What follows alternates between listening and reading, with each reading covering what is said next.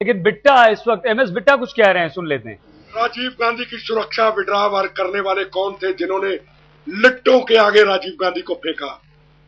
1993 में ब्लास्ट के एक दिन पहले मेरी सुरक्षा विड्रॉ करने वाले कौन अधिकारी थे?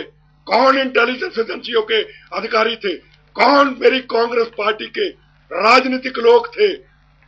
उनको फांसी के फंदे तक पहुंचाना, जो बुल्लर से भी बड़े कातिल थे, जो लिट्टे से भी बड़े कातिल थे, जिन्होंने राजीव गांधी की सुरक्षा को हटाया, ये मेरा अगला मकसद होगा। सर, अभी कोर्ट के फैसले से आप संतुष्ट हैं? जिस तरह जो फैसला आया, मुझे बिल्कुल उम्मीद नहीं थी आज के दिन कि सुप्रीम कोर्ट का फैसला ऐसा आएगा।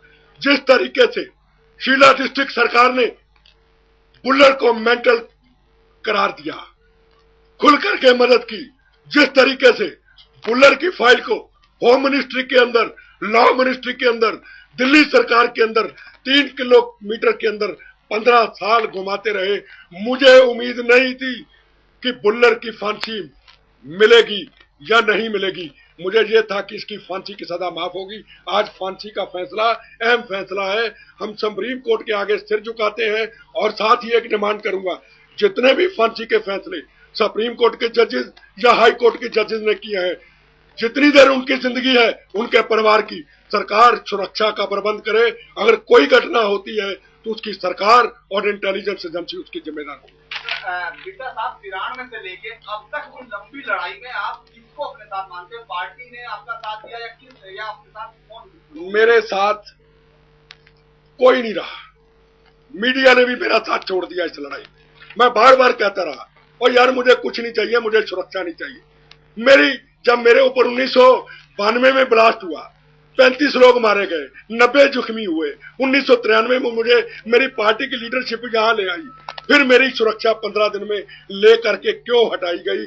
तो मुझे किसी ने साथ नहीं दिया। मेरी पार्टी ने नहीं, मेरी लीडरशिप ने आतंकवादियों से डरते हुए मुझे अकेला छोड़ दिया। इन्होंने कुर्सी सदा से दोस्ती कर ली, मैंने इंदिरा गांधी और राजीव गांधी के असूलों पे चलते हुए मौत से दोस्ती कर ली, और आखिरी दम तक राजीव गांधी को कातिलों को फांसी दिलाने के लिए भी मैं लड़ूंगा। अफसर को दिलाई परिवारों के साथ। अब मेरा अगला निशाना होगा राजीव गांधी के कातिलों को फांसी पर चढ़ाना, और वो पॉलिटिशियन जिन्होंने मेरी और राजीव गांधी की सुरक्षा को हटाया, और इंटेलिजेंस एजेंसी के वो अधिकारी जिन्होंने राजीव जी मेरी सुरक्षा को हटाया, उनको फांसी के फंदे तक पहुंचाना, ये मेरा अगला निशाना। आप कांग्रेस लीडरशिप की बात कर रहे हैं, किस पर आप आरोप लगा रहे हैं? किसकी बात कर रहे हैं आप? कांग्रेस लीडरशिप में कौन है जिसकी बात कर रहे हैं? मैं जी, ना तो इसमें श्रीमती सोनिया गांधी, ना इसमें उस वक्त नरसिम्हा राव जी जिन्होंने मुझे बचाया। ये नीचे के नेता हैं। कौन कौन है? नहीं, अब मैं उसके बारे में आप पता कीजिए। नीचे के मुझे अंबिका सोनी ने खुद बुला के कहा कि बुल्लर के मामले में चुप हो जाइए। मुझे अंबिका सोनी ने खुद बुला के कहा हाई कमान का आदेश है, अफसर के मामले में चुप हो जाइए। और कपिल सिब्बल कोर्ट में क्यों पेश हुआ, ये बहुत बड़ा सवाल है। कपिल सिब्बल भी कोर्ट में पेश होता है मेरे केस में। सुरक्षा भी मेरी कांग्रेस पार्टी की लीडरशिप विड्रॉ करती है। फिर एनएसजी मेरी बुल्लर की फांसी से पहले 2 साल पहले विड्रॉ होती है। क्या ये जितनी भी एनएसजी है, नेशनल सिक्योरिटी गार्ड है, ये लालू प्रसाद यादव को मिलेगी? क्या उनके ऊपर हमला हुआ है नक्सलाइटों के लीडर? मेरी एनएसजी फिर क्यों हटाई? एक बार गलती करके, 2 बार गलती करके मेरी एनएसजी क्यों हटाई? क्या ये पॉलिटिकल फैसले करते हैं? सुरक्षा का मजाक हो रहा है। मैं सुप्रीम कोर्ट के उस फैसले का स्वागत करूंगा। जितने भी पॉलिटिशियन है जिनको आतंकवादियों से खतरा नहीं है, सुरक्षा हटाई जाए, सुरक्षा का मजाक ना उड़े। आपके लिए भी एक इमोशनल दिन कहा जा सकता है, क्योंकि पिछले जो है लगातार 20 सालों से लगातार आप यही मांग कर रहे थे कि फांसी होनी चाहिए, लेकिन पिछले काफी समय से ये फैसला लंबित था। इनऑर्डिनेट डिले की बात हो रही थी, सुप्रीम कोर्ट में मामला पहुंच गया था। आज वो फैसला आपके लिए भी काफी इमोशनल दिन भी कहा जा सकता है। इमोशनल नहीं, मैं अकेला हूं। आज एक मलाला लड़की पाकिस्तान की 14 साल की उम्र में एक गोली चली। मैंने भी 14 साल की उम्र में जंग लड़ी। मैं 50 से ऊपर हो चुका हूं। उसके लिए पूरा देश पाकिस्तान इकट्ठा हो गया, पूरी दुनिया इकट्ठी हो गई। मेरी को पर्सनल लड़ाई नहीं, मैं इंदिरा जी के, राजीव जी के असूलों को चलते हुए लड़ाई लड़ी। बम भी खाए, शरीर भी गवाया, और एक कैद में रहा। यह सुरक्षा मेरी कोई शोहरत नहीं है। मैं कैद में रहा। मेरी पार्टी की लीडरशिप ने मुझे साथ भी छोड़ा, मेरी सुरक्षा भी हटाई, बार बार आतंकवादियों के आगे फेंका। अभी 2 साल पहले आतंकवादियों के आगे फेंका। कितने आदमी दिए? 2 चिट्ठियों में एक आदमी। मैं मर जाऊं और 15 दिन में बुल्लर की फांसी का फैसला आता है, साल 2.25 साल पहले। तो मरवाने की क्या साजिश नहीं है? मैं अकेला नहीं तो क्या हूँ? मैं लड़ाई लड़ूंगा, मेरी बोनस की जिंदगी है। आप कांग्रेस हाईकमान की बात कर रही हैं, बुल्लर की वाइफ जो है जाके सोनिया गांधी से मिली थी, तो आपको लगता है सही था ये? अरे मैं श्रीमती सोनिया गांधी जी से बार बार टाइम मांगता रहा, पद पोस्ट लेने के लिए नहीं, बार बार टाइम मांगता रहा कि मुझे टाइम दे दीजिए। मैं एक सवाल पूछना चाहता हूं कि कपिल सिब्बल बुल्लर का वकील बन के केस क्यों लड़ा? मैंने कांग्रेस के लिए, देश के लिए गोलियां खाई। अंबिका सोनी ने मुझे क्यों कहा बुल्लर के मामले में चुप हो जाइए? मैं नहीं मिल पाया। 1 मिनट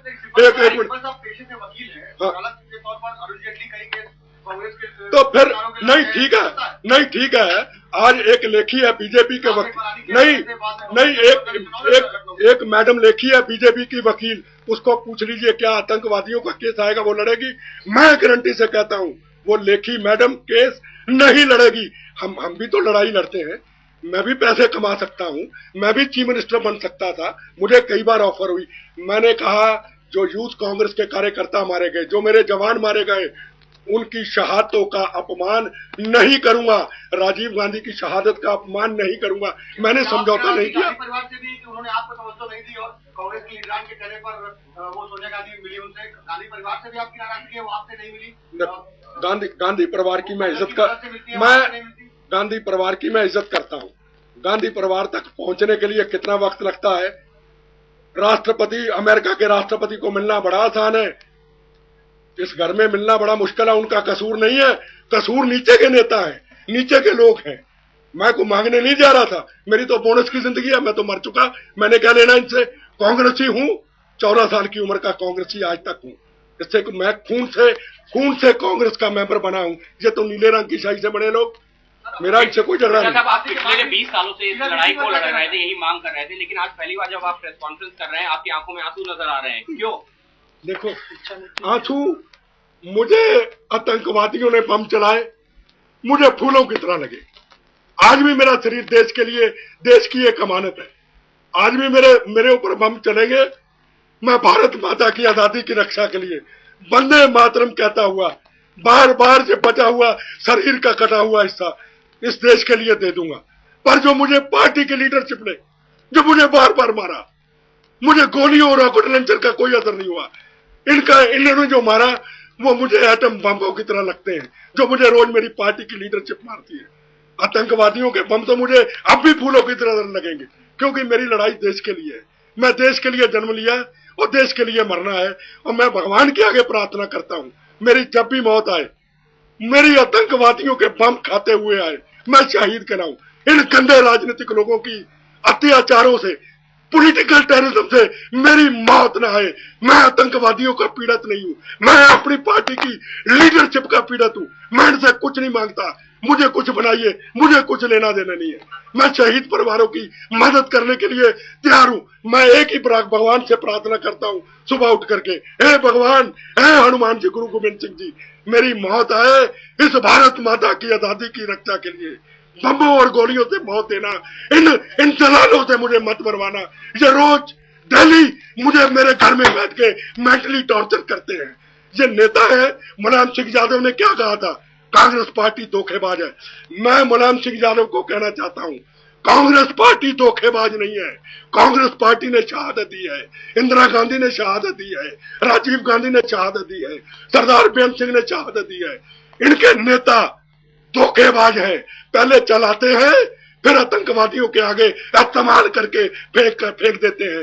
पंजाब हमने ठीक कर दिया, जीवन अपना गवा लिया, जीवन अपना समाप्त कर दिया, आज हमें रास्ते में ले आए और अकेले छोड़ दिया। मैं एक ही बात कहूंगा, दुश्मनों के सितम का खौफ नहीं, अपनों की वफा से डरते हैं। और एक आखिर में फिर कहूंगा, ये जान हथेली पर रखकर कुछ कर दिखलाने आए हैं, है कफन का टुकड़ा जेबों में, कुछ कर दिखलाने आए हैं। वंदे मातरम, जय हिंद। राहुल गांधी से आप नहीं मिले एक बारी जाके, उनसे बात नहीं करी आप? देखो जी, बोनस की जिंदगी है, प्यार से को बुलाएगा। राजीव गांधी के लिए भी सिर कटवाया, कांग्रेस के लिए भी बार बार सिर कटवाया, उनके लिए भी कटवा लेंगे। पर ऐसा महसूस करूं कि मैं आजाद हिंदुस्तान नहीं, इस गुलाम धरती में हूं, मैं कहीं नहीं जाता। प्यार से बुलाए, सिर कटवा दूंगा। मुझे गुलामी पसंद नहीं। क्या आपको लगता है गांधी परिवार को बरगलाया गया कांग्रेस के नेताओं के द्वारा? गांधी परिवार का कोई कसूर नहीं। कसूर नहीं, क्या उनको बरगलाया गया? अरे नीचे के अहमद पटेल जी है ना, मिलना हो तो 2 साल पहले उनको मिलने में लगेगा। इससे तो राजीव शुक्ला अच्छा है, राजीव शुक्ला अच्छा है। अच्छी तरह बात तो है इनमें, कोई पुरानी लीडरशिप खत्म कर दी। अब कल के नए नए लड़के, इनको जाके मैं कहूं मिलना चाहता हूं, नए नए लड़के, कुर्बानी दी है, जीवन दिया है, मैंने क्या लेना इनसे? अभी भी कांग्रेसी हूं, कांग्रेसी रहूंगा, पर आखिरी दम तक आतंकवाद के खिलाफ लड़ता रहूंगा, राजीव गांधी के कातलों ना। मैं बताऊं, सबने राजनीति की, मैं इस सुरक्षा की, कपिल सिब्बल की बात को लेकर धक्के खाता रहा, मीडिया के अंदर भी धक्के खाता रहा ना। मेरा मीडिया ने साथ दिया, पुराना मनाना, बड़े बड़े टीवी में दिखाए जा रहे फलाने में स्टोरी, इसको नहीं दिखाया गया, पुराना मनाना, मेरा किसी ने साथ नहीं दिया। मुझे अकेला छोड़ दिया मेरी पार्टी की लीडरशिप ने, अकेला।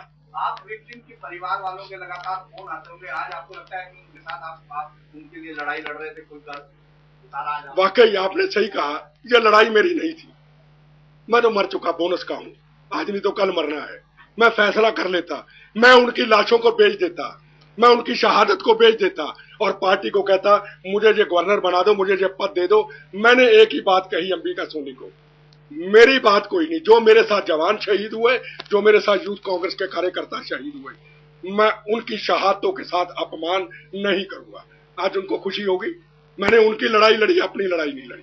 तो क्या आप ये कहना चाहते हैं कि आपने कांग्रेस के लिए काफी कुछ किया, लेकिन कांग्रेस पार्टी से जिस तरह से आपको जो है रिटर्न मिलना चाहिए था, नहीं मिला आज तक, उस बात का मलाल है? नहीं, मैंने कांग्रेस पार्टी के लिए कुछ किया या नहीं किया, मैंने कोई एहसान नहीं किया।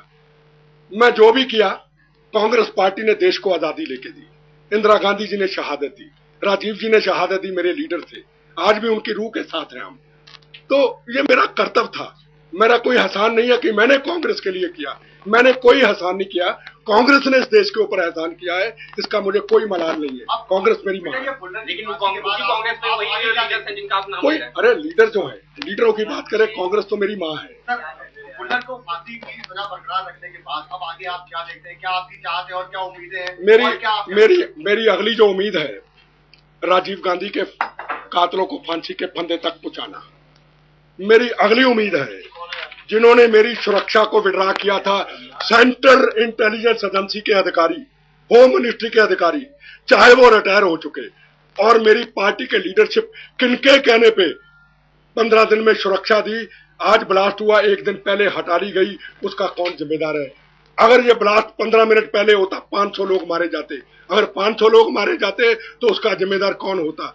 राजीव गांधी के कातिल और उनकी सुरक्षा विड्रा करने वाले और मेरी सुरक्षा विड्रा करने वाले अधिकारी और पॉलिटिशियन, उनके नकाब को नंगा करना है आपके थ्रू।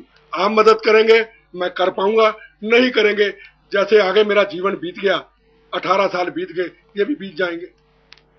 मैंने तो कोर्ट में अर्जी दे दी थी कि मुझे बोनस की जिंदगी है, मुझे इच्छा मृत्यु दे दो। मैं इन दरिंदों से सुरक्षा के लिए हाथ नहीं जोड़ना चाहता। जब मेरी एनएचसी वापस की, मुझे इच्छा मृत्यु दे दो और मेरे बचे हुए शरीर के अंग जिंदा के जख्मी फौजियों को और गरीबों को दे दो। दान नहीं, दान कहना भी अपमान है, वो मेरे अंग दे दो। मैं इन दरिंदों से, जो लालू प्रसाद यादव को सुरक्षा देते हैं, जो यूपी के क्रिमिनल को सेंटर की सीआईएसएफ देते हैं, मैं इन दरिंदों के आगे हाथ नहीं बार बार जोड़ना चाहता हूं, क्योंकि अगर मैं मरूंगा दोबारा बम्बों से तो मेरे साथ कई हजारों जवान जाएंगे, कई हजारों बेगुनाह लोग जाएंगे। इसलिए मुझे मेरा अकेला जीवन मैं देता हूं समाज के लोगों को, मेरे अंग निकाल के गरीबों को और जख्मी सैनिकों को दे दो। लेकिन परिवार के हाथ बदल गई है क्या? 93 से लेके अब तक आपको लगता है कि कांग्रेस अब वो कांग्रेस नहीं है, ऐसा लगता है आपने? अरे पहली कांग्रेस पार्टी राजीव गांधी के कांग्रेस पार्टी, इंदिरा जी की कांग्रेस पार्टी, जवाहरलाल नेहरू, लाल बहादुर शास्त्री की कांग्रेस पार्टी। अरे मेरी बात सुनो, उस वक्त जब मैंने कांग्रेस पार्टी का झंडा उठाया था, व्हाइट निकर व्हाइट शर्ट के साथ जब घर से निकलते थे तो नारा देते थे, भारत एक धर्म अनेक, भारत माँ के 4 सिपाही, हिंदू मुस्लिम सिख ईसाई। वो नारा देते देते आतंकवाद से लड़ाई लड़ी, बम खाते रहे, गोलियां खाते रहे, वो नारा देते रहे, भगत सिंह का सरफरोशी की तमन्ना अब हमारे दिल में है, देखना है जोर कितना बाजुए कातिल में है। आज वंदे मातरम का नारा लगा दो, भारत माता की जय कर दो, कहेंगे ये तो आरएसएस का कार्यकर्ता है। अरे वंदे मातरम, मैं कोई मेरे से बात करे वंदे मातरम, मैं खुश हो जाता हूँ। अगला आज यहाँ नारा लगाए भारत माता की जय, कहेंगे ये तो आरएसएस बीजेपी का कार्यकर्ता है। ये कांग्रेस में तो फर्क है, पर मैं वो अकेला कांग्रेसी हूं। इन्होंने कुर्सी सत्ता से दोस्ती कर ली, मैंने राजीव जी इंदिरा जी के असूलों को चलते हुए मैंने मौत से दोस्ती कर ली। आतंकवाद के खिलाफ लड़ना, ये 2 लड़ाइयां हैं। मैं अकेला हूं, ये कुर्सी सत्ता के बंजारे हैं, मैं मौत का बंजारा हूं। ये दोनों में फर्क। तो मतलब आपका कहना है कि आप जो है राजीव जी और इंदिरा जी के रास्ते पर चलते हुए आपने मौत से दोस्ती कर ली, जैसा कि आपका कहना है, तो हाँ। आप वहां पर अकेले हो गए हैं और बाकी सब लोग एक तरफ हो गए। अरे आज से नहीं भैया, जब से बम ब्लास्ट हुआ 18 साल हो गए मुझे अकेले को। कभी मदद की आपकी हाँ? के लीडर से ना देखो जी, मेरे जिंदगी के असूल है। मैंने विज्ञान भवन में बेतहा फंक्शन किया हिंदुस्तान में। मैंने किसी पॉलिटिकल पार्टी के लीडर को अपने मंच पे कभी नहीं बुलाया, किसी पार्टी का हो। मैं सोशल काम करता हूँ, कांग्रेसी हूँ और कांग्रेसी आखिरी दम तक रहूंगा। कुर्सी सदा का इनकी तरह बंजारा नहीं हूँ, भूखा नहीं हूँ, कांग्रेसी हूँ। और सुनिए, इनके कारण कांग्रेसी नहीं हूँ। मैं 14 साल की उम्र में कांग्रेसी आया हूँ। ये तो जितने भी बड़े बैठे हैं, ये तो मेरे बहुत बात के हैं। इसके साथ 20 साल कैसे गुजरे? परिवार कैसे रहा 20 साल? क्या चीजें रही परिवार में? क्या बोलते रहे परिवार को? अरे परिवार, जब परिवार कहता है, बच्चे कहते पापा तुम्हारे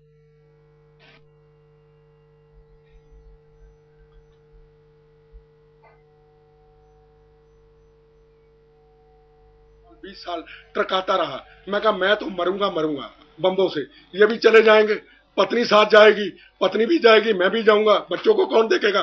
क्या कभी इन्होंने सोचा? क्या कांग्रेस की हाईकमान ने इसको सोचा? सब कुछ चिट्ठी लिख के भेजी कि मेरे भी बच्चे हैं, मेरा भी परिवार है, पर मैं आपके सामने कभी दुखड़ा रोया नहीं। आपने मुझे साथ दिया, मैंने दुखड़ा रोया।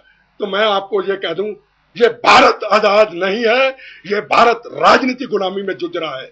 साइलेंट इमरजेंसी है हिंदुस्तान के अंदर, यहाँ इमरजेंसी है, बोलने वाले का सिर काट दिया जाता है।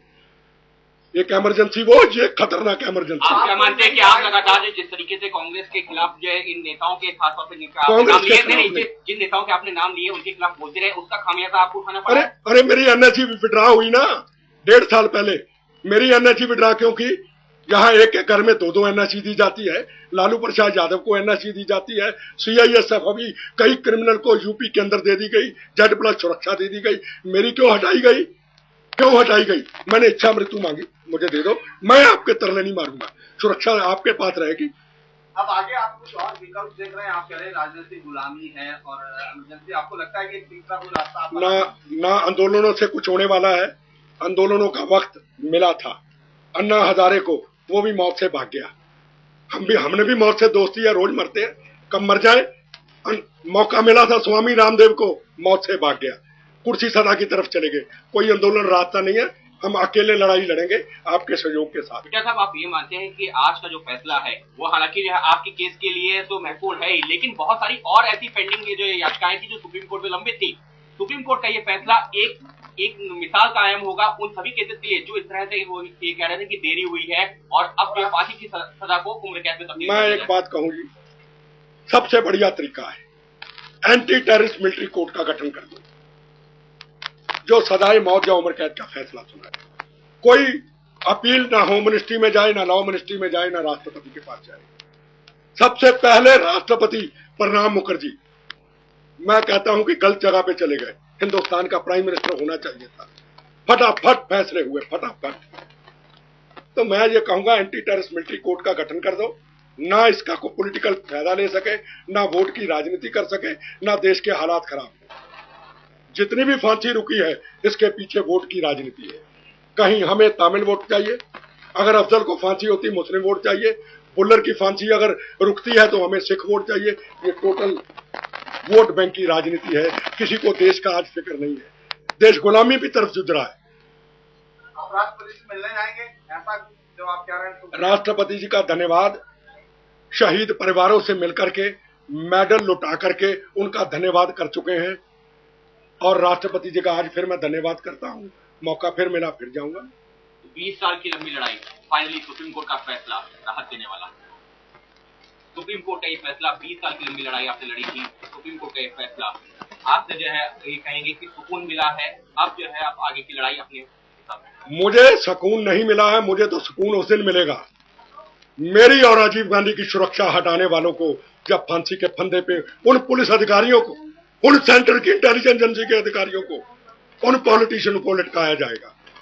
मुझे इंसाफ मिला है जो मेरे साथ जवान शहीद हुए हैं, जो मेरे साथ यूथ कांग्रेस के कार्यकर्ता शहीद हुए हैं, उनका मुझे सुकून मिला है। मुझे सुकून उस दिन मिलेगा जिस दिन ये ब्लास्ट करने वाले दोषी, कोई मदद करने वाले इंटेलिजेंस एजेंसी के अधिकारी, पुलिस अधिकारी और कांग्रेस पार्टी के नेताओं को सजाए मौत मिलेगी जिन्होंने हमें बार बार आतंकवादियों के आगे फेंका। चलिए मेरे बारे में